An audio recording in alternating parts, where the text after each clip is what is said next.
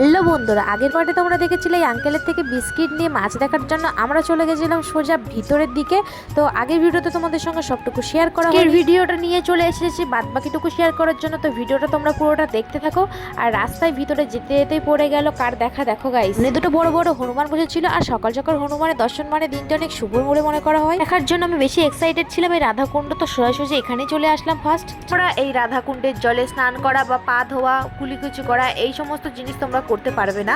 কুণ্ডে মাছ দেখতে এসে আমার মনটা সত্যি খারাপ হয়ে গেছিল যে এখানে আর অনেক বড় বড় মাছ নেই, ওই ছোট ছোট মাছ আছে যেগুলো আমাদের ওখানে পুকুরে থাকে। আর সময় নষ্ট না করে 3 নম্বর এক্সিট গেট দিয়ে বেরিয়ে আসছিলাম। পথে দেখতে পেলাম ছোট্ট একটি গোশালা যেখানে অনেক বড় বড় গরু ছিল। চৈতন্য মঠ থেকে বেরিয়ে আমরা সোজা চলে এসেছি মায়াপুর লঞ্চঘাট নবদ্বীপ যাওয়ার জন্য। 10 টাকা দিয়ে টিকিট কেটে যেন তেন প্রকারে ভিড় সামলিয়ে কোনো রকমের বোর্ডে আমি উঠেই পড়েছি। তো চলো এবারে তোমাদের সঙ্গে একটা ইন্টারেস্টিং জিনিস দেখাবো। এটার মায়াপুর থেকে নবদ্বীপ যাওয়ার সময় কেউ মিস করে না। এই গঙ্গা যমুনার মিলনস্থল দেখছো তো, গঙ্গার যমুনার জলের কালারটা দুটো একদম ডিফারেন্ট, আর কখনো এটা জলের সঙ্গে মেশে না। এত সুন্দর মনোরম দৃশ্য কোথায় দেখতে পারবে, তার জন্য তোমাদেরকে মায়াপুর অবশ্যই একবার হলেও ঘুরতে আসতে হবে।